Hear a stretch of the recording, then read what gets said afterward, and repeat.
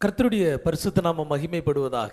ஆண்டவரும் இரட்சகரும் மீட்பரும் ஆகிய இயேசு கிறிஸ்துவின் விலையேறப்பெற்ற நாமத்தில் உங்களை நான் வாழ்த்துகிறேன். பிரியமானவர்களே, இந்த நாள் வாசிக்கும்படி தெரிந்து கொண்ட வேத பகுதி அப்போஸ்தலனாகிய யூதா எழுதின பொதுவான நிருபம் மற்றும் திவ்ய வாசகனாகிய யோவானுக்கு வெளிப்படுத்தின விசேஷம் அதிகாரம் 1, 2, 3 ஆகியவை நாம் வாசிக்கப் போகிறோம். என்னோடு கூட திருப்பிக் கொள்ளுங்கள். யூதா எழுதின பொதுவான நிருபம். இயேசு கிறிஸ்துவனுடைய ஊழியக்காரனும் யாக்கோபினுடைய சகோதரனுமாய் இருக்கிற யூதா, பிதாவாகிய தேவனாலே பரிசுத்தமாக்கப்பட்டவர்களும் இயேசு கிறிஸ்துவினாலே காக்கப்பட்டவர்களும் ஆகிய அழைக்கப்பட்டவர்களுக்கு எழுதுகிறதாவது: உங்களுக்கு இரக்கமும் சமாதானமும் அன்பும் பெருக கடவது. பிரியமானவர்களே, பொதுவான இரட்சிப்பை குறித்து உங்களுக்கு எழுதும்படி நாம் மிகவும் கருத்துள்ளவனாய் இருக்கையில், பரிசுத்தவான்களுக்கு ஒரு விசை ஒப்புவிக்கப்பட்ட விசுவாசத்திற்காக நீங்கள் தைரியமாய் போராட வேண்டும் என்று உங்களுக்கு எழுதி உணர்த்துவது எனக்கு அவசியமாய் கண்டது. ஏனெனில் நமது தேவனுடைய கிருபையை காம விகாரத்துக்கு ஏதுவாக புரட்டி ஒன்றான ஆண்டவராகிய தேவனையும் நம்முடைய கர்த்தராகிய இயேசு கிறிஸ்துவையும் மறுதலிக்கிற பக்தியற்றவர்களாகிய சிலர் பக்கவழியாய் நுழைந்திருக்கிறார்கள். அவர்கள் இந்த ஆக்கினைக்குள்ளாவார்கள் என்று பூர்வத்திலே எழுதியிருக்கிறது. நீங்கள் முன்னமே அறிந்திருந்ததாலும் நான் உங்களுக்கு நினைப்பூட்ட விரும்புகிறது என்னவெனில், கர்த்தர் தமது ஜனத்தை எகிப்திலிருந்து வரப்பண்ணி ரட்சித்து பின்பு விசுவாசியாதவர்களை அழித்தார். தங்களுடைய ஆதி மேன்மையை காத்து கொள்ளாமல் தங்களுக்குரிய வாசஸ்தலத்தை விட்டுவிட்ட தூதர்களையும் மகாநாளின் நியாயத்தீர்ப்புக்கென்று நித்திய சங்கிலிகளினாலே கட்டி அந்தகாரத்தில் அடைத்து வைத்திருக்கிறார்.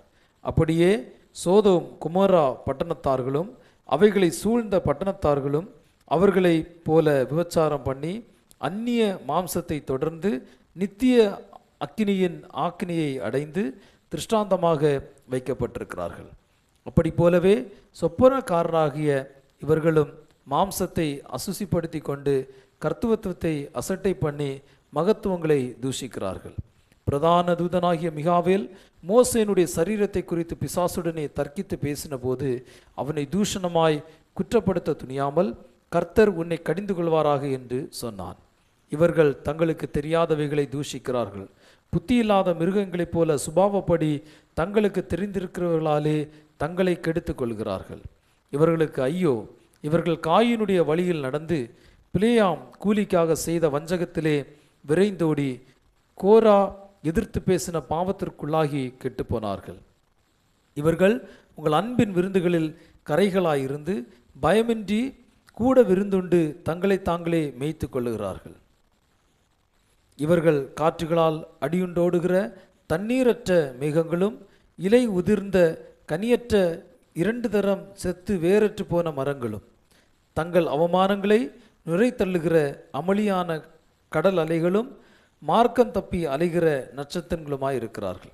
இவர்களுக்காக என்றென்றைக்கும் காரிருளே வைக்கப்பட்டிருக்கிறது.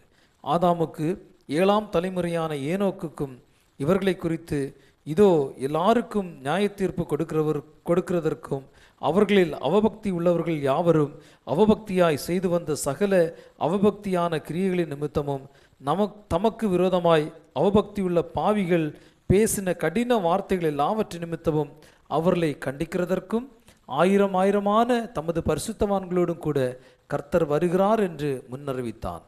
இவர்கள் முறுமுறுக்கிறவர்களும் முறையிடுகிறவர்களும் தங்கள் இச்சைகளின்படி நடக்கிறவர்களுமாயிருக்கிறார்கள். இவர்களுடைய வாய் இருமாப்பானவைகளை பேசும், தற்பொழிவுக்காக முகஸ்துதி செய்வார்கள். நீங்களோ பிரியமானவர்களே, நம்முடைய கர்த்தராகிய இயேசு கிறிஸ்துவின் அப்போஸ்தலரால் முன் சொல்லப்பட்ட வார்த்தைகளை நினைவு கூறுங்கள். கடைசி காலத்திலே தங்கள் துன்மார்க்கமான இச்சைகளின்படி நடக்கிற பரியாசக்காரர் தோன்றுவார்கள் என்று உங்களுக்கு சொன்னார்களே. இவர்கள் பிரிந்து போகிறவர்களும் ஜென்ம சுபாவத்தாரும் ஆவி இல்லாதவர்களும் ஆமே. நீங்களோ பிரியமானவர்களே, உங்கள் மகா பரிசுத்தமான விசுவாசத்தின் மேல் உங்களை உறுதிப்படுத்தி கொண்டு பரிசுத்த ஆவிக்குள் ஜெபம் பண்ணி தேவனுடைய அன்பிலே உங்களை காத்து கொண்டு நித்திய ஜீவனுக்கு எதுவாக நம்முடைய கர்த்தராகிய இயேசு கிறிஸ்துவனுடைய இரக்கத்தை பெற காத்திருங்கள். அல்லாமலும் நீங்கள் பகுத்தறிவுள்ளவர்களாய் இருந்து சிலருக்கு இரக்கம் பாராட்டி சிலரை அக்கினியிலிருந்து இழுத்துவிட்டு பயத்தோடு இரட்சித்து மாம்சத்தால் கரைப்பட்டிருக்கிற வஸ்திரத்தையும் வெறுத்து தள்ளுங்கள். வலுவாதபடி உங்களை காக்கவும் தமது மகிமை உள்ள சன்னிதானத்திலே மிகுந்த மகிழ்ச்சியோடே உங்களை மாசற்றவர்களாய் நிறுத்தவும் வல்லமையுள்ளவரும் தாம் ஒருவரே ஞானமுள்ளவருமாகிய நம்முடைய இரட்சகரான தேவனுக்கு கனமும் மகத்துவமும் வல்லமையும் அதிகாரமும் இப்பொழுதும் எப்பொழுதும் உண்டாவதாக. ஆமேன். திவ்ய வாசகனாகிய யோவானுக்கு வெளிப்படுத்தின விசேஷம். அதிகாரம் 1. சீக்கிரத்தில் சம்பவிக்க வேண்டியவைகளை தம்முடைய ஊழியக்காரருக்கு காண்பிக்கும் பொருட்டு தேவன் இயேசு கிறிஸ்துவுக்கு ஒப்புவித்ததும் இவர் தம்முடைய தூதனை அனுப்பி தம்முடைய ஊழியக்காரனாகிய யோவானுக்கு வெளிப்படுத்தினதுமான விசேஷம். இவன் தேவனுடைய வசனத்தை குறித்தும் இயேசு கிறிஸ்துவை பற்றிய சாட்சியை குறித்தும் தான் கண்ட யாவற்றையும் சாட்சியாக அறிவித்திருக்கிறான். இந்த தீர்க்க தரிசன வசனங்களை வாசிக்கிறவனும் கேட்கிறவர்களும் இதில் எழுதியிருக்கிறவைகளை கை கொள்ளுகிறவர்களும் பாக்கியவான்கள். காலம் சமீபமாய் இருக்கிறது. யோவான் ஆசியாவில் உள்ள 7 சபைகளுக்கும் எழுதுகிறதாவது, இருக்கிறவரும் இருந்தவரும் வருகிறவருமானவராலும் அவருடைய சிங்காசனத்திற்கு முன்பாக இருக்கிற 7 ஆவிகளாலும் உண்மையுள்ள சாட்சியும் மரித்தோரிலிருந்து முதற் பிறந்தவரும் பூமியின் ராஜாக்களுக்கு அதிபதியுமாகிய இயேசு கிறிஸ்துவினாலும் உங்களுக்கு கிருபையும் சமாதானமும் உண்டாவதாக.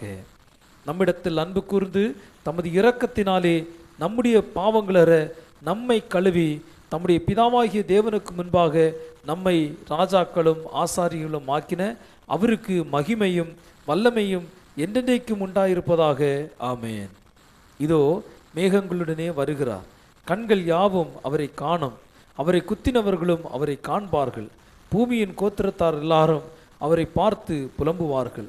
அப்படியே ஆகும். ஆமேன். இருக்கிறவரும் இருந்தவரும் வருகிறவருமாகிய சர்வ வல்லமையுள்ள கர்த்தர், நான் அல்பாவும் ஒமேகாவும் ஆதியும் அந்தவுமாய் இருக்கிறேன் என்று திருவுளம் பற்றுகிறார். உங்கள் சகோதரனும் இயேசு கிறிஸ்துவ நிமித்தம் வருகிற உபத்திரவத்திற்கும் அவருடைய ராஜ்யத்திற்கும் அவருடைய பொறுமைக்கும் உங்கள் உடன் பங்காளனுமாய் இருக்கிற யோவானாகிய நான் தேவ வசனத்து நிமித்தம் இயேசு கிறிஸ்துவை பற்றிய சாட்சி நிமித்தமும் பத்மு என்னும் தீவிலே இருந்தேன். கர்த்தருடைய நாளில் ஆவிக்குள்ளானேன். அப்பொழுது எனக்கு பின்னாலே எக்கால சத்தம் போன்ற பெரிதான ஒரு சத்தத்தை கேட்டேன். நான் அல்பாவும் ஒமேகாவும் முந்தினவரும் பிந்தினவருமாய் இருக்கிறேன். நீ காண்கிறதை ஒரு புஸ்தகத்தில் எழுதி ஆசியாவில் இருக்கிற எபேசு, சிமிர்னா, பெர்கமு, தியத்திரா, சர்தை, பிலதெல்பியா, லவதோக்கியா என்னும் பட்டணங்களிலும் உள்ள 7 சபைகளுக்கும் அனுப்பு என்று விளம்பினது. அப்பொழுது என்னுடனே பேசின சத்தத்தை பார்க்க திரும்பினேன். திரும்பின போது 7 பொன் குத்து விளக்குகளையும் அந்த 7 குத்து விளக்குகளின் மத்தியிலே நிலையங்கி தரித்து மார்பருகே பொற்கச்சை கட்டியிருந்த மனுஷகுமாரனுக்கு ஒப்பானவரையும் கண்டேன். அவருடைய சிரசும் மயிரும் வெண்பஞ்சை போலவும் உறைந்த மலையைப் போலவும் வெண்மையாய் இருந்தது. அவருடைய கண்கள் அக்கினி ஜுவாலியைப் போல் இருந்தது. அவருடைய பாதங்கள் உலைக்களத்தில் காய்ந்த பிரகாசமான வெண்கலம் போல் இருந்தது. அவருடைய சத்தம் பெருவெள்ளத்து இரைச்சலை போலும் இருந்தது. தமது வலது கரத்திலே 7 நட்சத்திரங்களை ஏந்தி கொண்டிருந்தார். அவர் வாயிலிருந்து இருபுறமும் கருக்குள்ள பட்டயம் புறப்பட்டது. அவருடைய முகம் வல்லமையாய் பிரகாசிக்கிற சூரியனைப் போல் இருந்தது. நாம் அவரை கண்டபோது செத்தவனைப் போல அவருடைய பாதத்தில் விழுந்தேன். அப்பொழுது அவர் தம்முடைய வலது கரத்தை என்மேல் வைத்து என்னை நோக்கி, பயப்படாதே, நான் முந்தினவரும் பிந்தினவரும் உயிருள்ளவருமாய் இருக்கிறேன். மரித்தேன், ஆனாலும் இதோ சகா காலங்களிலும் உயிரோடு இருக்கிறேன். ஆமேன். நான் மரணத்திற்கும் பாதாளத்திற்கும் உரிய திறவுகோல்களை உடையவராயிருக்கிறேன். நீ கண்டவைகளையும் இருக்கிறவைகளையும் இவைகளுக்கு பின்பு சம்பவிப்பவைகளையும் எழுது. என் வலது கரத்தில் நீ கண்ட 7 நட்சத்திரங்களின் இரகசியத்தையும் 7 பொன் குத்து விளக்குகளின் இரகசியத்தையும் எழுது. அந்த 7 நட்சத்திரங்களும் 7 சபையின் தூதர்களாம். நீ கண்ட 7 குத்து விளக்குகளும் 7 சபைகளாம். அதிகாரம் 2. எபேசு சபையின் தூதனுக்கு நீ எழுத வேண்டியது என்னவெனில், 7 நட்சத்திரங்களை தம்முடைய வலது கரத்தில் ஏந்தி கொண்டு முழு 7 பொன் குத்து விளக்குகளின் மத்தியில் உலாவி கொண்டிருக்கிறவர் சொல்லுகிறதாவது, உன் கிரியைகளையும் உன் பிரயாசத்தையும் உன் பொறுமையையும் நீ பொல்லாதவர்களை சகிக்கக்கூடாமல் இருக்கிறதையும் அப்போஸ்தலர் அல்லாதவர்கள் தங்களை அப்போஸ்தலர் என்று சொல்லுகிறதை நீ சோதித்து அவர்களை பொய்யர் என்று கண்டறிகிறதையும் நீ சகித்து கொண்டிருக்கிறதையும் பொறுமையாக இருக்கிறதையும் என் நாமத்து நிமித்தம் இளைப்படையாமல் பிரயாசப்பட்டதையும் அறிந்திருக்கிறேன். ஆனாலும் நீ ஆதியில் கொண்டிருந்த அன்பை விட்டாய் என்று உன் பேரில் எனக்கு குறை உண்டு. ஆகையால் நீ இன்ன நிலைமையிலிருந்து விழுந்தாய் என்பதை நினைத்து மனம் திரும்பி ஆதியில் செய்த கிரியைகளை செய்வாயாக. இல்லாவிட்டால் நான் சீக்கிரமாய் உன்னிடத்தில் வந்து நீ மனம் திரும்பாத பட்சத்தில் உன் விளக்கு தண்டை அதனிடத்தில் நின்று நீக்கி விடுவேன். நான் வெறுக்கிற நிக்கோலாய் மதஸ்தாரின் கிரியைகளை நீயும் வெறுக்கிறாய், இது உன்னிடத்தில் உண்டு. ஆவியானவர் சபைகளுக்கு சொல்லுகிறதை காதுள்ளவன் கேட்க கடவன். ஜெயம் கொள்ளுகிறவன் எவனோ அவனுக்கு தேவனுடைய பரதீசின் மத்தியில் இருக்கிற ஜீவ விருட்சத்தின் கனியை புசிக்க கொடுப்பேன் என்று எழுது. சிமிர்னா சபையின் தூதனுக்கு நீ எழுத வேண்டியது என்னவெனில், முந்தினவரும் பிந்தினவரும் மரித்தோரிலிருந்து பிழைத்தவரும் ஆனவர் சொல்லுகிறதாவது, உன் கிரியைகளையும் உன் உபத்திரவத்தையும் நீ ஐஸ்வர்யமுள்ளவனாய் இருந்ததும் உனக்கிருந்த தரித்திரத்தையும் தங்களை யூதர் என்று சொல்லியும் யூதராய் இராமல் சாத்தானுடைய கூட்டமாய் இருக்கிறவர்கள் செய்யும் தூஷணத்தையும் அறிந்திருக்கிறேன். நீ படப்போகிற பாடுகளை குறித்து எவ்வளவும் பயப்படாதே. இதோ நீங்கள் சோதிக்கப்படும் பொருட்டாக பிசாசானவன் உங்களில் சிலரை காவலில் போடுவான். 10 நாள் உபத்திரவப்படுவீர்கள். ஆகிலும் நீ மரண பரியந்தம் உண்மையாயிரு, அப்பொழுது ஜீவ கிரீடத்தை உனக்கு தருவேன். ஆவியானவர் சபைகளுக்கு சொல்லுகிறதை காதுள்ளவன் கேட்க கடவன். ஜெயம் கொள்ளுகிறவன் 2ஆம் மரணத்தில் சோதிக்கப்படுவதில்லை என்று எழுது. பெர்கமு சபையின் தூதனுக்கு நீ எழுத வேண்டியது என்னவெனில், இருபுறமும் கருக்குள்ள பட்டயத்தை உடையவர் சொல்லுகிறதாவது, உன் கிரியைகளையும் சாத்தானுடைய சிங்காசனம் இருக்கிற இடத்தில் நீ குடியிருக்கிறதையும் நீ என் நாமத்தை பற்றி கொண்டிருக்கிறதையும் சாத்தான் குடிகொண்டிருக்கிற இடத்திலே உங்களுக்குள்ளே எனக்கு உண்மையுள்ள சாட்சியான அந்திப்பார் என்பவன் கொல்லப்பட்ட நாட்களிலும் என்னை பற்றி விசுவாசத்தை நீ மறியாமல் இருந்ததை அறிந்திருக்கிறேன். ஆகிலும் சில காரியங்களை குறித்து உன் பேரில் எனக்கு குறை உண்டு. விக்கிரகங்களுக்கு படைக்கப்பட்டவைகளை புசிக்கிறதுக்கும் வேசித்தனம் பண்ணுகிறதற்கும் ஏதுவான இடரலை இஸ்ரவேலின் புத்திரர் முன்பாக போடும்படி பாலாக் என்பவனுக்கு போதனை செய்த பிலேயாமுடைய போதகத்தை கைக்கொள்ளுகிறவர்கள் உன்னிடத்தில் உண்டு. அப்படியே நிக்கோலாய் மதஸ்தாருடைய போதகத்தை கைக்கொள்ளுகிறவர்களும் உன்னிடத்திலும் உண்டு. அதை நான் வெறுக்கிறேன். நீ மனம் திரும்பு, இல்லாவிட்டால் நான் சீக்கிரமாய் உன்னிடத்தில் வந்து என் வாயின் பட்டயத்தால் அவர்களோட யுத்தம் பண்ணுவேன். ஆவியானவர் சபைகளுக்கு சொல்லுகிறதை காதுள்ளவன் கேட்க கடவன். ஜெயம் கொள்ளுகிறவனுக்கு நான் மறைவான மன்னாவை புசிக்க கொடுத்து அவனுக்கு வெண்மையான குறிக்கல்லையும் அந்த கல்லின் மேல் எழுதப்பட்டதையும் அதை பெறுகிறவனே அன்றி வேறு ஒருவனும் அறியக்கூடாததுமாகிய புதிய நாமத்தையும் கொடுப்பேன் என்று எழுது. தியாத்திரா சபையின் தூதனுக்கு நீ எழுத வேண்டியது என்னவெனில், அக்கினி ஜுவாலை போன்ற கண்களும் பிரகாசமான வெண்கலம் போன்ற பாதங்களும் உள்ள தேவகுமாரன் சொல்லுகிறதாவது, உன் கிரியைகளையும் உன் அன்பையும் உன் ஊழியத்தையும் உன் விசுவாசத்தையும் உன் பொறுமையையும் நீ முன்பு செய்த கிரியைகளிலும் பின்பு செய்த கிரியைகள் அதிகமாயிருக்கிறதையும் அறிந்திருக்கிறேன். ஆகிலும் உன் பேரில் எனக்கு குறை உண்டு. என்னவெனில், தன்னை தீர்க்கதரிசி என்று சொல்லுகிற ஏசபேல் என்னும் ஸ்திரீயானவள் என்னுடைய ஊழியக்காரர் வேசித்தனம் பண்ணவும் விக்கிரகங்களுக்கு படைத்தவைகளை புசிக்கவும் அவர்களுக்கு நீ போதித்து அவர்களை வஞ்சிக்கும்படி நீ அவளுக்கு இடம் கொடுத்திருக்கிறாய். அவள் மனம் திரும்பும்படியாய் அவளுக்கு தவணை கொடுத்தேன். தன் வேசி மார்க்கத்தை விட்டு மனம் திரும்ப அவளுக்கு விருப்பமில்லை. இதோ நான் அவளை கட்டில் கிடையாக்கி அவளுடனே விபச்சாரம் செய்தவர்கள் தங்களுடைய கிரியைகளை விட்டு மனம் திரும்பாவிட்டால் அவர்களையும் மிகுந்த உபத்திரவத்திலே தள்ளி அவளுடைய பிள்ளைகளையும் கொல்லுவேன். அப்பொழுது நானே உள்ளிந்திரியங்களையும் இருதயங்களையும் ஆராய்கிறவர் என்று எல்லா சபைகளும் அறிந்து கொள்ளும். அன்றியும் உங்களில் ஒவ்வொருவனுக்கும் உங்கள் கிரியைகளின்படி பலனளிப்பேன். தியாத்திராவிலே இந்த போதகத்தை பற்றி கொள்ளாமலும் சாத்தானுடைய ஆழங்கள் என்று அவர்கள் சொல்லுகிறார்களே, அந்த ஆழங்களை அறிந்து கொள்ளாமலும் இருக்கிற மற்றவர்களாகிய உங்களுக்கு நான் சொல்லுகிறதாவது, உங்கள் மேல் வேறொரு பாரத்தையும் சுமத்த மாட்டேன். உங்களுக்கு உள்ளதை நான் வருமளவும் பற்றி கொண்டிருங்கள். ஜெயம் கொண்டு முடிவு பரியந்தம் என் கிரியைகளை கைக்கொள்கிறவனவனோ அவனுக்கு நான் என் பிதாவினிடத்தில் அதிகாரம் பெற்றது போல ஜாதிகள் மேல் அதிகாரம் கொடுப்பேன். அவன் இரும்பு கோலால் அவர்களை ஆளுவான். அவர்கள் மண் பாண்டங்களைப் போல நொறுக்கப்படுவார்கள். விடிவெள்ளி நட்சத்திரத்தையும் அவனுக்கு கொடுப்பேன். ஆவியானவர் சபைகளுக்கு சொல்லுகிறதை காதுள்ளவன் கேட்க கடவன் என்று எழுது. அதிகாரம் 3.